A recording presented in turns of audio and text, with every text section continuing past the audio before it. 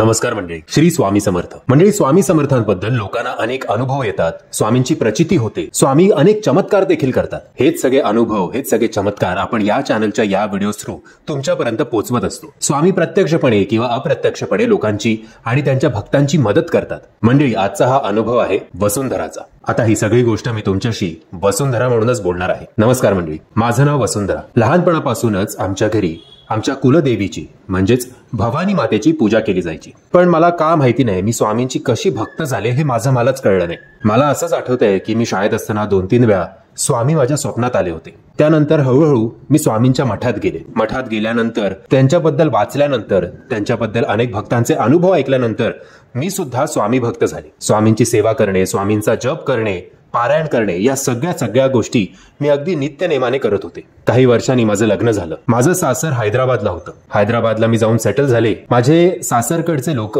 फार देवबीव काही मानत नसत, पण मी आपलं स्वामी भक्ती तिकडे सुद्धा कंटिन्यू ठेवली होती. तिकडे मी स्वामींचा एक मठ सुद्धा शोधून काढला, जो मठ माझ्या घरापासून साधारणपणे 2 ते 2.5 तासांच्या अंतरावर होता. मी दर गुरुवारी तिकडे जायचे, स्वामींचा जप करायचे, जमेल तशी स्वामींची पारायण सुद्धा करायचे. माझ्या या भक्तीवर माझ्या सासरकडच्या लोकांना अनेक प्रश्न होते. ते आजचे थोडे प्रॅक्टिकल सायन्स मध्ये मांडणारी लोक. देवबीव आणि खास करून एक माणसात देव बघणं हे तर त्यांच्या आयडिओलॉजी मध्ये कुठेही येत नसे. पण त्यांनी मला कधी या गोष्टीपासून रोखलं नाही. पण कधी कधी आमच्यात थोडेफार भांडणं या गोष्टीमुळे, या भक्तीमुळे नक्कीच व्हायचे. लग्नाला खूप वर्ष होऊन सुद्धा आम्हाला मूल होत नव्हतं. पण लग्नाच्या एक 7-8 वर्षानंतर आम्हाला एक मुलगी झाली. ती मुलगी जन्माला येईपर्यंत आम्ही फायनान्शियली किंवा आर्थिक दृष्ट्या एवढे काही सेटल नव्हतो. बरेच वेळा आर्थिक संकटांना सुद्धा सामोरं जावं लागायचं. पण मुलीच्या जन्मानंतर जणू काही लक्ष्मीच आमच्या घरी आली. आमच्या यांची नोकरी सुद्धा एकदम प्रमोशन त्यांना मिळालं. आम्ही व्यवस्थित सेटल झालो. मिडल क्लासवरनं आमचं प्रमोशन थोडं अप्पर मिडल क्लासमध्ये होऊ लागलं असं म्हणायला काही हरकत नाही. तिकडे आम्ही एक बंगला सुद्धा घेतला. लक्ष्मीची ही भरभराटी आमच्या घरी झालेली बघून माझ्या हट्टास्तव का होईना, पण आम्ही आमच्या मुलीचं नाव लक्ष्मी ठेवलं. त्यानंतर लगेचच पुढच्या 2 वर्षात आम्हाला एक मुलगा देखील झाला. आता माझं कुटुंब कंप्लीट झालंय, समृद्ध झालंय असं मला वाटत होतं. पण हळूहळू लक्ष्मीची तब्येत बिघडू लागली आणि मला आणि माझ्या पतीला याची खूप काळजी वाटू लागली. कारण लक्ष्मीनी जे आम्हाला एक लक आणलं होतं, जे फॉर्च्यून आमचं बदललं होतं तिच्यामुळे, त्यामुळे लक्ष्मीबद्दल आम्हाला प्रेमपेक्षा तिचा आदर आम्ही खूप करत होतो. की या मुलीच्या पायगुणामुळेच आपली परिस्थिती बदलली आणि तिची अशी तब्येत बिघडणं हे मला आणि माझ्या मिस्टरांना, आमचा दिवस असा खूप टेन्शन मध्ये जायचा. थोडक्यात सांगायचं झालं तर माझ्या मिस्टरांनी अनेक डॉक्टर्स गेले, पण हिची तब्येत काही सुधारत नव्हती. शेवटी मी ठरवलं की मी आता स्वामींचे 11 गुरुवार करणार आहे आणि माझा विश्वास होता की जे डॉक्टरांना जमत नाहीये ते माझ्या स्वामींना नक्कीच जमेल. मी 11 गुरुवार करायला सुरुवात केली. 4-5 गुरुवार नंतरच लक्ष्मीच्या तब्येतीत आम्हाला फरक जाणवू लागला. मी माझ्या मिस्टरांना सांगितलं देखील की बघा, माझ्या स्वामींनी अशक्यही शक्य करून दाखवलंय. आता आपल्या लक्ष्मीमध्ये, तिच्या तब्येतीमध्ये खूप फरक पडू लागलाय. कधी नव्हे ते त्यांनी माझ्या होला हो केलं की बरं बाबा ठीक आहे, हे जे काही घडलंय ते तुमच्या स्वामींमुळेच. हे शब्द त्यांच्या तोंडातून ऐकल्यानंतर मी देखील तृप्त झाले. आता होता 11वा गुरुवार. गुरुवारचं उद्यापन मी संध्याकाळीच करते. सकाळी पूजा वगैरे झाली, त्यानंतर मी काही मुलांना बोलवलं होतं जेवायला. त्यांना जेवण देखील वाढलं होतं. मी जेव्हा मुलांना जेवण वाढत होते तेव्हा माझे पती अचानक आतल्या रूम मधनं धावत आले. ते मला बोलले, अगं बघ लक्ष्मीला काय होतंय. लक्ष्मी श्वास घेत नाहीये, लक्ष्मी उठत नाहीये. मी धावत लक्ष्मीकडे गेले. लक्ष्मीला बघितलं तर तिची ती अवस्था बघून मला असं वाटत होतं की माझी मुलगी कदाचित आपल्यात नाहीये. आणि मला या गोष्टीवर विश्वासच बसत नव्हता की लक्ष्मी मला सोडून जाईल. दुसऱ्याच सेकंडाला माझ्या डोळ्यासमोर स्वामी आले. मी स्वामींना म्हटलं की मी तुमचं एवढं करते, तुमच्यासाठी एवढं काही करते, तुमची सेवा केली, तुमची भक्ती केली, मुलांना खाऊ पिऊ घातलं, पारायण केली, काय काय नाही केलं ते विचारू नका. आणि 11व्या गुरुवारीच तुम्ही मला हा दिवस दाखवताय. हे सगळं मी मनातल्या मनात बोलत होते. खूप राग व्यक्त करत होते स्वामींबद्दल आणि माझ्या मुलीला घट्ट पकडून बसले होते. माझ्या कानावर कधी मी एकदा तिच्या तोंडून आई ऐकतेय असं मला होत होतं. पण लक्ष्मी काहीच रिस्पॉन्स देत नव्हती. मी तसंच लक्ष्मीला उचलून गाडीत बसले. माझ्या मिस्टरांनी गाडी हॉस्पिटलमध्ये नेली.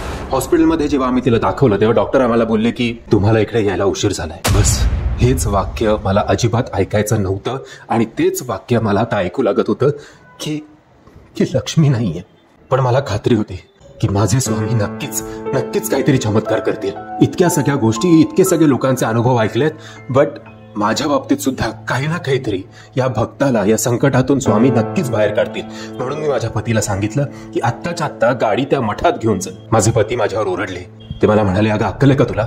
आता ही नाही आहे आपल्यात, हिला या अवस्थेत कुठे घेऊन जायचं आपण? काय कळतंय का तू काय बोलतेस ते? भान हरपलंय का तुझं? प्रॅक्टिकली जरा विचार कर. एखाद्या तुमच्या त्या मठामध्ये एका मृतदेहाला कसं घेऊन जायचं आपण? पण मी काही त्यांचं ऐकायला तयार नव्हते.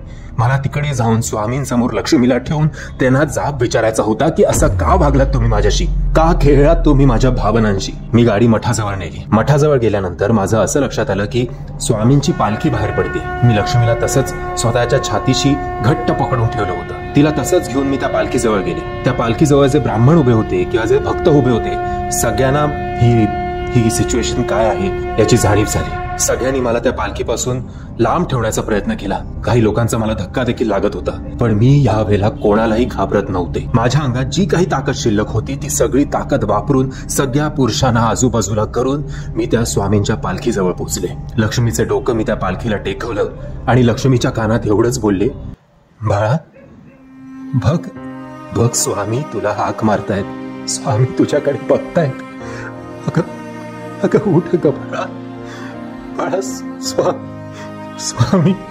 स्वामी वाचवा माझ्या मुलीला. स्वामी माझ्या मुलीला वाचवा. तेवढ्यात माझे पती आले. मला जबरदस्ती सगळ्यांनी गाडीत ठेवलं. मी तिकडे गाडीत ढसाढसा रडायला लागले. आता माझा या गोष्टीवर विश्वास बसत होता की आता काही घडणार नाहीये. ना स्वामी माझ्या मदतीला धावून येणार आहेत, ना लक्ष्मी पुन्हा जिवंत होणार आहे. लक्ष्मीच्या तोंडून मी पुन्हा कधीच आई हा शब्द ऐकू शकणार नाही. मी माझ्या मिस्टरांना घट्ट पकडलं आणि त्यांच्या खांद्यावर खूप रडत होते. दिवसभराचे जे काही इमोशन साचले होते ते सगळे मी त्या 1-2 मिनिटात बाहेर काढले. पण तेवढ्यात माझे मिस्टर म्हणाले, लक्ष्मी. मी लक्ष्मीकडे बघितलं आणि बघतो तर काय, आमची लक्ष्मी श्वास घेत होती.